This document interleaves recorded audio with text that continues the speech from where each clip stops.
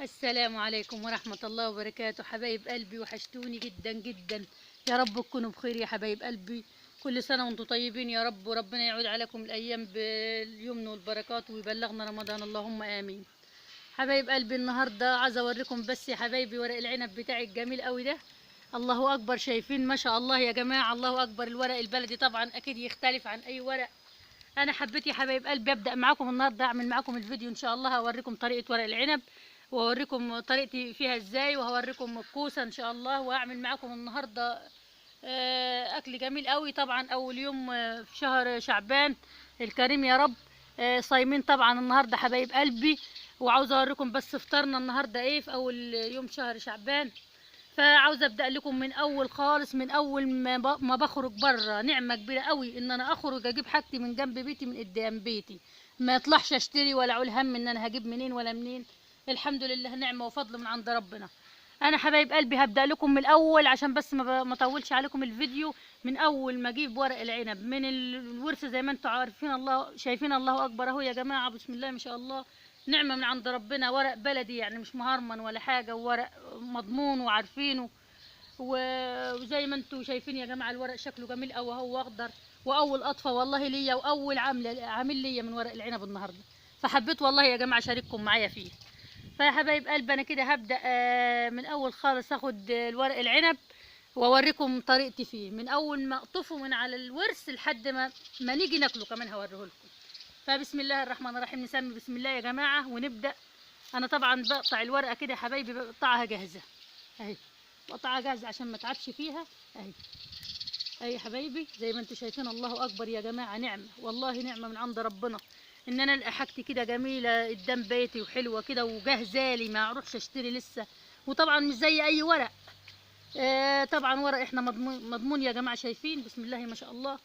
شايفين يا جماعه شكل الورقه، خفيفه ورقيقه وخضره وجميله قوي، وهتشوفوها معايا وانا بعملها سهله جدا.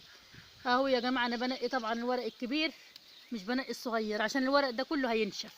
انا بحاول بقى انقي يا جماعه، وبحاول برضو انقي برضو بقدر الامكان اللي هقدر اخزنه لرمضان عشان الورق بعد كده بيخشن. بسم الله ما شاء الله. وحبايب، فانا كده يا جماعه هكمل بقى معاكم بقيه الكميه، وهاخد اللي هعمله النهارده بس على قد اللي هعمله، مش هخزن حاجه.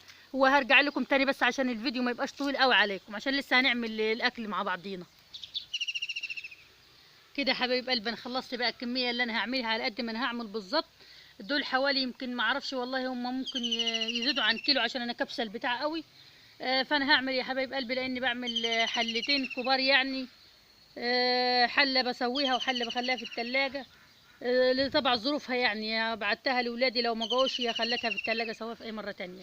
بس يا حبايب قلبي، وطبعا لو فاض رز معايا من خلطه الرز هاجي اخد تاني، لاني مش هشتري ولا حاجه زي ما انتم شايفين، الله اكبر اهو. نعمه ربنا عليا يعني، هاجي اول ما يفوض رز برضو مش هرميه ولا حاجه، هاجي اخد تاني واعمل. بس يا حبايبي يلا بقى نبدا العمل بقى ونشوف هنعمل ايه مع بعضينا. حبايب قلبي، وجبت بقى ورق العنب زي ما انتم شايفين كده يا جماعه. انا يوم المحشي، يوم ما بعمل محشي ما بحبش اقف، انا والله العظيم صايمه وتعبانه جدا يعني الحمد لله. ودماغي دلوقتي هفانه على كوبايه نسكافيه، لكن لا طبعا اكيد لا.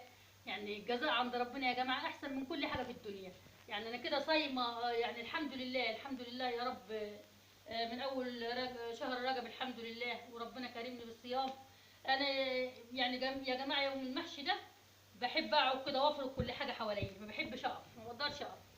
فانا يا جماعه، وطبعا انا طلعت جبت البصل يا جماعه من بره اهو، بسم الله ما شاء الله، يعني نعمه نعمه وخير من عند ربنا. ما اشتريتش اي حاجه خالص. والطماطم بتاعتي مخزناها في الفريزر، وعندي طماطم ملو الثلاجه. والبصل اهو يا جماعه اهو ما شاء الله اخضر زي الفل. والبصل ده الاخضر ده هيخلي المحشي روعه روعه. بس كان نفسي الشم والريحه بتاعته، بس للاسف بقى.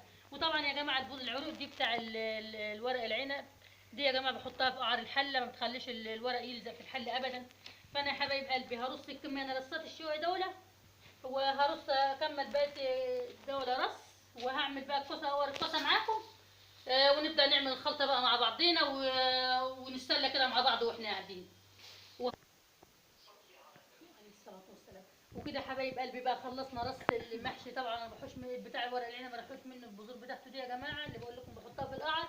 وخلصناه بقى كده رص يا جماعه، الله اكبر. بس على السلق ان شاء الله هبدأ ان شاء الله حبايب قلبي الكوسة، يمكن اول مرة اعملها معاكم على القناة الكوسة حبايبي، او مش عارفة يمكن عملتها معاكم مرة تانية قبل كده حبايب قلبي. انا هبدأ بقى اطور يا جماعة.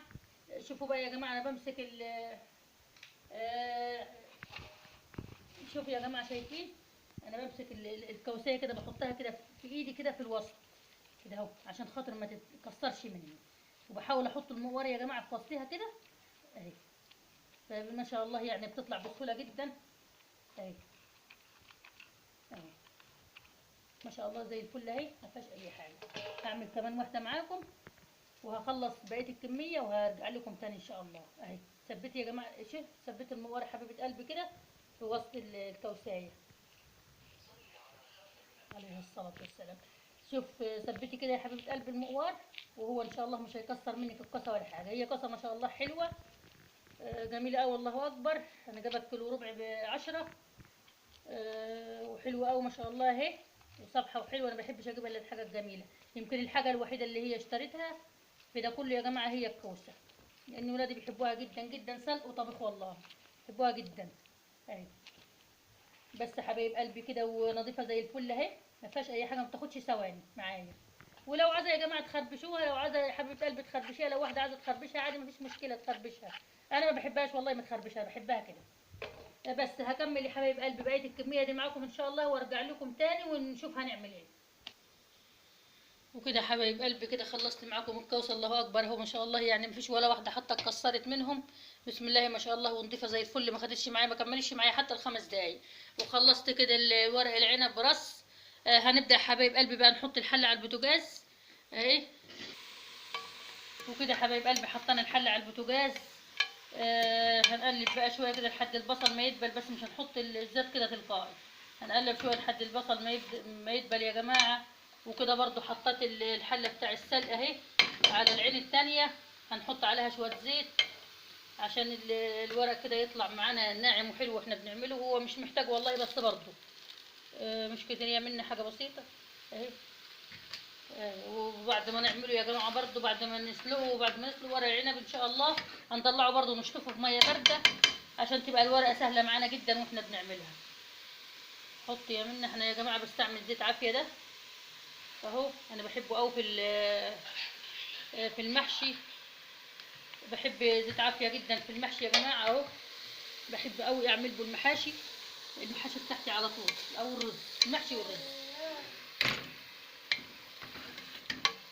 وحبايب قلبي هنبدأ بقى البصل لحد ما تحمر ان شاء الله، ونشوف بقى معاكم. هنحط بقى الطماطم وكده ولحد ما التخديعه تتخدع، عشان ما اطولش عليكم الفيديو، بس اخلي البصله تحمر معاكم يا حبايبي وارجع لكم ان شاء الله. وكده يا حبايب قلبي كده البصله ما شاء الله احمرت معاكم اهو، بقت زي الفل. ده يا جماعه ده اللي بيبقى على وش البط. انا باخد اللي على وش البط، بعمل بط يعني. واللي على وشه يا جماعه باخده كده اقشطه من على وشه واحطه في التلاجة فيجمد زي كده، واحطه على الورق العنب بيبقى تحفه تحفه وجميل. بحطه واقلبه عليه، بيبقى تحفه وجميل جدا يا جماعه. وعاطل الورق العنب كاني عاملاه ببط. ما شاء الله الله اكبر اهو، شايفينه ما شاء الله يا جماعه. يا جماعه انا بحب البصله بتاع ورق العنب بالذات، بحب اخليها حمرا شويه.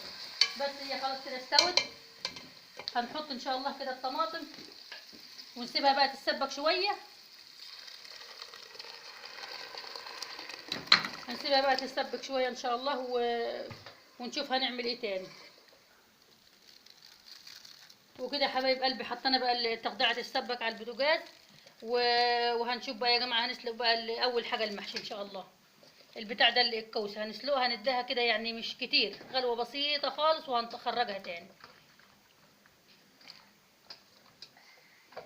طبعا انا حاطه لها زيت في الميه، وما خلتش الميه غلت قوي برضه، حاطه لها زيت وحاطه لها ملح وقلبه بسيطه بس كده صغيره. هنخرجها تاني ونرجع نحط بقى نحط ورق العنب، وورق العنب كمان بعديها.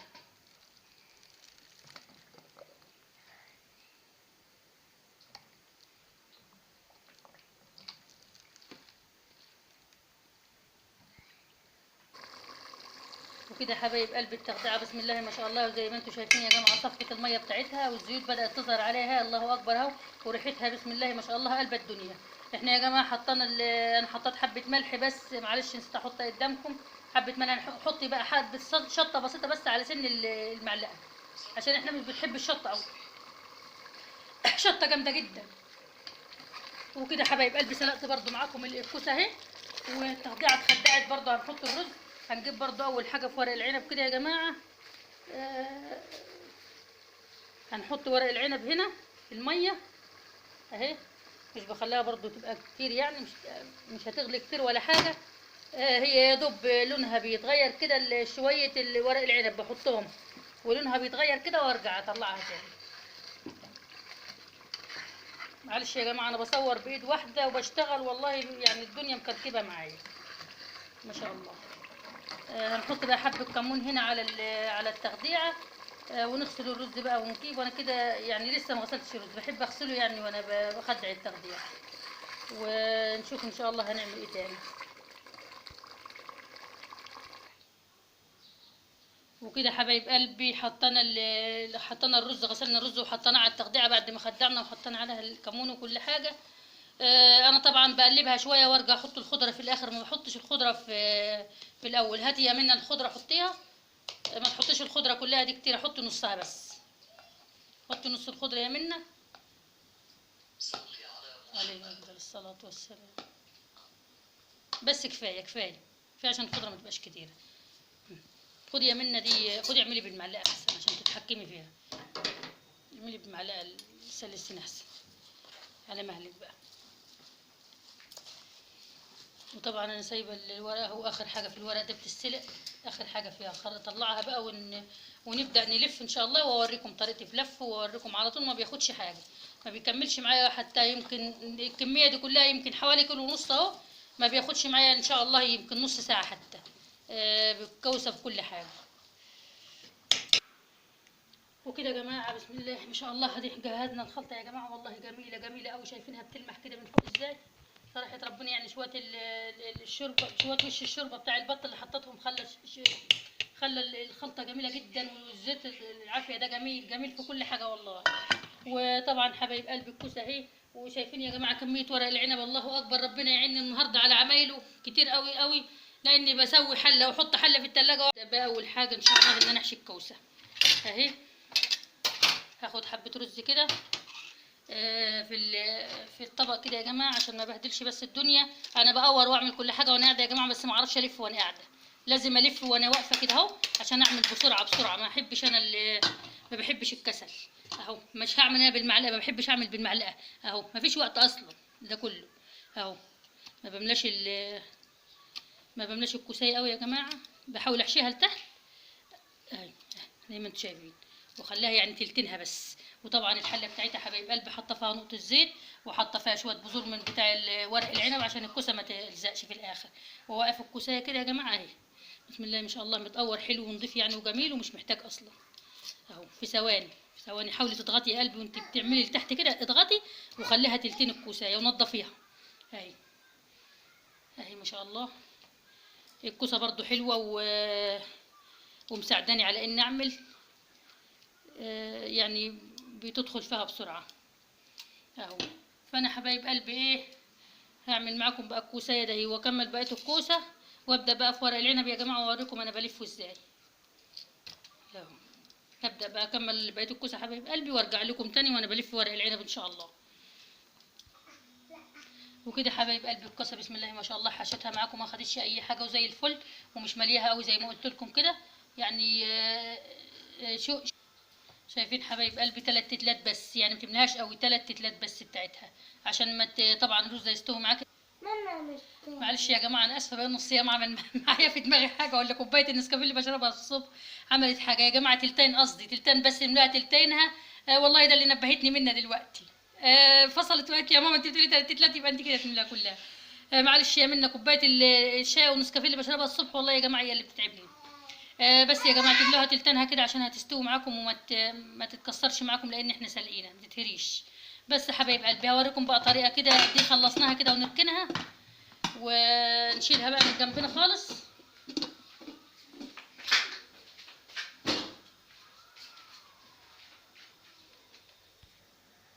كده حبايب قلبي هوريكم طريقه بسيطه قوي هي اللي انا ماشيه عليها دي في ورق العنب يا جماعه. انا بمسك كده حوالي عشان انجز بس في الوقت، عشان طبعا انتوا عارفين الوقت يعني ما بيبقاش طويل في الشتاء دي.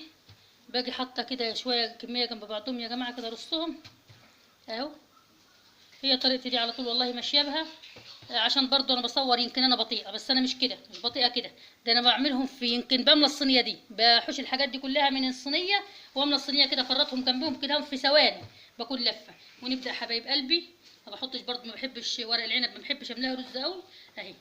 في ثواني يا جماعه والله. ده الموعد لسه فروت تاني واركن هنا جنبي. وسواعي برضو بعمل كده، املاهم كلهم رز كده يا حبايبي اهو، زي الطريقه اللي شايفينها دي. براحتك بقى، انت بتحب الرز الكتير، انت بتحب الرز القليل. لا انا ما بحبش الرز الكبير كتير في ورق العنب، عشان الصباع كده يطلع رفيع كده وحلو، مش تخين ومعجن اهو. زي ما شايفين حبايب قلبي في ثواني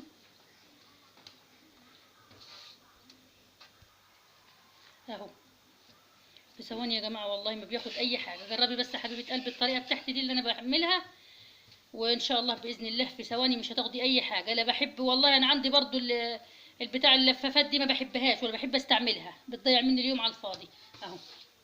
اهو تطبقي كده يا قلبي اهو. معلش نسيت اوريكم طريقه اللف بتاعتي اهو حبيبتي. بطبق دي الورقه الاخرانيه الاول، وبقى عامله دي كده، دخل الجناحين بتاعتها كده يا حبايبي. وطبعا زي ما انتوا عارفين اهو على القلبه. يعني شايفين الورقه دي طبعا كله عارف، ويعني ما فيش حد هيعرفكم. ما شاء الله شايفين الورق يا جماعه جميل. طبعا حبيبه قلبي دي العدله اللي تبقى خضراء قوي دي انت تعمليها بقى على القلبه كده وتفرطيها، وتفرطي بقى شويه كتار جنبك كده اهو، وتملاهم رز، وترجعي مغارها تطبقي دي وتحطي التانيه اهو. ثواني والجناحين ده هم تدخليهم جوه. الورق العنب يعني ما شاء الله عليه. انا بعمل فيه قوي، بنقص فيها عن البتاع ده، عن الكرنب اهو. هعمل معاكي برضو حوالي 2 3 تاني شويه تاني، وهكمل بقى الكميه الكبيره قوي انا شلتها انا بحط بالطبق. وهرجع لك حبيبه قلبي بعد ما اكون خلصت بقى، ونبدا نشوف احنا هنطبخ ايه ولا هنعمل ايه، عشان نستعد بقى للفطور كده. وفرحه الفطار يا جماعه الله اكبر. والله يا جماعه الصيام ما فيه زيه والله العظيم. بيبقى تقيل، هو بيبقى تقيل الصبح. اللي واخده على انها تشرب نسكافيه شاي تفطر، هو صراحه بيبقى تقيل جدا الصبح الصيام. لكن على ما والله انا حتى ما بصحر، انا بصوم كده بتكل على ربنا، بنوي بالليل قبل ما انام واتكل على ربنا واصوم. ربنا يا رب يعيننا يا جماعه ويثبتنا على الحق، ويثبتنا على الصراط المستقيم. واللهم بلغنا رمضان اهو. حبايب قلبي اهو شايفين اهي الورقه بتبقى مفروضه كده، واحط لها الرز. باجي قلب الورقه التانيه كده وادخل الجناحه دي جواها. للبنات برضو اللي لسه مبتدئه، اللي لسه متجوزه جديد، اللي لسه البنات البنوتات العسلات اللي هم لسه بيدخلوا المطبخ كده، اللي زي منا بنتي برضو علمتها بنفس الطريقه دي حبايبي. منا شاطره جدا والله يا جماعه في لف ورق العنب، واخواتها برضو شاطرين جدا في ورق العنب بالذات، بس عشان هم مش موجودين معانا هي اللي بتعمل معايا كل حاجه اهو. شايفين يا جماعه ان اتبعت الطريقه دي حبيبه قلبي، مش هتاخدي اي حاجه في ورق العنب، مش هتقعدي فيه اليوم كله. يمكن انتوا بتعملوا بكميات قليله، انا بعمل يا جماعه بكميات كبيره عشان ولادي برضو، عشان بحب يبقى راقد عندي في التلاجة على طول اهو. اعمل معاكي كمان شويه ولا كفايه اهو يا حبايبي اهو. برضو هعمل كمان شويه قدامكم، انا عارفه انكم زهقانين بس معلش اهو. شايفه الورقه يا حبيبه قلبي مفروضه اهو على العروق اللي باينه دي على الجنب التاني اهو. برضو بملاهم رز كده واملاهم رز كده، وابدا يا دوب كده اقلب الورقه بس والفها اهو. ما بتاخدش معايا اي حاجه. الله اكبر يعني ما شاء الله اهو يا جماعه. شايفين الصباع؟ ويا خالد طبعا خالد يا جماعه خالد ده متابع بحبه جدا جدا، عاملاه زي ابني والله. بيقول لي على المحشي ده مشكلته المحشي. يا خالد لف الصباع زي ما انا بلف كده اهو. وطبعا ساعة تسويه يا خالد هوريك تسوي ازاي اهي. تعمل الصباع يا خالد زي ما انا بعمل كده اهو، والمحشي برضو الكوسه تعملها زي ما انا بعملها اهو.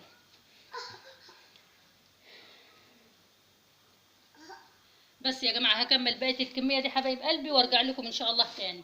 انتوا كده عرفتوا طريقتي في لف المحشي، وعرفتوا طريقتي في حشي الكوسه وتقويرها وكل حاجه. هرجع لكم حبايب قلبي ان شاء الله وانا لفه الكميه دي، وارجع لكم باذن الله تاني. وحبايب قلبي كده بعد ما خلصت لف الله اكبر بسم الله ما شاء الله يا جماعه اهو. المحشي زي الفل مرصوص وزي الفل، وما خدش معايا اي حاجه خالص.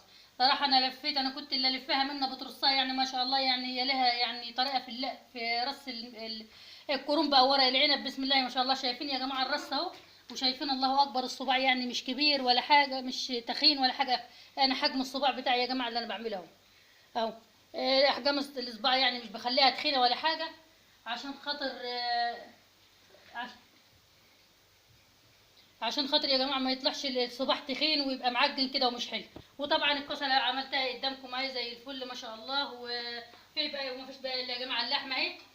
معلش يا جماعه انا حطيتها معاكم كنت مشغوله كده. طبعا اللحمه بطريقه واحده يا جماعه بعملها، انا ما بحبش اعمل اللحمه اللي بالطريقه دي. وطبعا يا جماعه احنا النهارده اول يوم صايمين في شهر شعبان الكريم. اللهم اعدوا علينا وعليكم بخير يا رب وبلغنا رمضان. طبعا حبايب قلبي ده اول خميس ومستحيل نقدر اليوم الخميس حاجه غير اللحمه. مش عارفه ما بتصدقش معايا واعمل معاكم بط ولا اي حاجه ليه. دايما حبايب قلبي اللحمه ان شاء الله في وسط الاسبوع باذن الله. يعني احنا الاسبوع كله بط وفراخ وكده، بس يوم الخميس بس لحمه. الا لما تاجي ضيوف بس بنعمل لحمه برضو تاني. حبايب قلبي كده غلت غلوتين هحط لها طبعا الحاجات بتاعتها، حبايه طماطم بس وبصلتين صغيرين وبهارات اللحمه والحاجات دي كلها هحطها عليها بس، واخليها تغلي غلوتين يا جماعه مش كتير عشان يسووها نص سوا. وهرجع احطها كده على هنغطيها الاول عشان تاخد قلبتين، مش هسويها قوي نص سوا بس. وهرجع يا جماعه انا عامله لها عامله التقطيعه طبعا اهي. بصله بس على 3 حبايات طماطم، طبعا التقطيعه كلنا عارفينها دي يا جماعه. انا برده مش هسويها قوي. واحط لها بطاطس، هعمل كده صينيه اللحمه بالبطاطس وهحطها برده، هحط اللحمه جوه الصينيه دي مع البطاطس وهحطهم في فرن الميكروويف. هياخدوا مثلا اللون الذهبي كده من فوق وتستوي من تحت. واوريها لكم ان شاء الله واطلعها وابتدي اسوي المحشي ان شاء الله واوريكم باذن الله.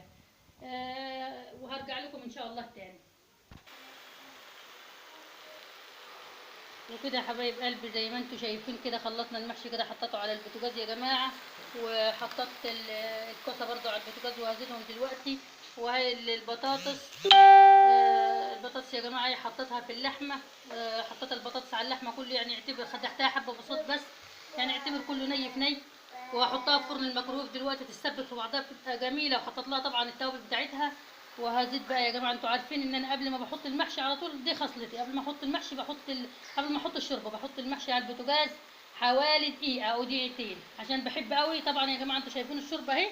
الشوربه دي طبعا كده عشان حاطه لها توابل وحاطه لها الورق اللوري كده مخليها صفرة وشكلها جميل وطعمها تحفه والله. طعمها جميل جدا جدا وريحتها حلوه قوي. فانا حبايب قلبي هبتدي بقى كده اهو يا خالد عشان تشوف انا بزود الشوربه ازاي اهو. كان خالد دايما يسالني يقول لي انا بعمل المحشي لدرجه ان انا يا جماعه بربطه بفتق عشان خاطر ما يتحلش. اول ما اسويه كله بيتحل اهو. دي يا خالد لازم تخلي مستوى المحشي مستوى الشوربه اهي، مستوى الشوربه قد مستوى المحشي على طول. فبرضه يا جماعه اهو الكوسه بحب اسمع الطشه دي قوي، بحب اسمع الطشه دي جدا يا جماعه والله. هي بحس ان هي بتدي للبتاع المحشي طعم اهو. وتحطوا كده برضو على كده يا جماعه زي ما انا حطيت اهي بس يا جماعه. ونغطي بقى اهي، نغطيها بقى نخليها تستوي ان شاء الله. ونغطي ورق العنب ما شاء الله زي الفل اهو.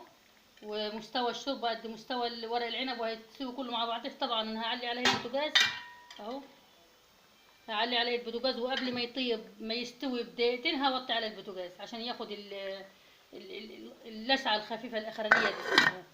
وطبعا حبايب قلبي وهوريكم بقى الشكل النهائي وانا لسه السفره ان شاء الله، وارجع لكم تاني واوريكم بقى الشكل النهائي حبايبي. ورجعنا لكم تاني وكده بقى خلصنا كل حاجه، حطينا طلعنا سوينا ورق العنب اهو. الله اكبر بسم الله ما شاء الله لسه سخن جدا يعني.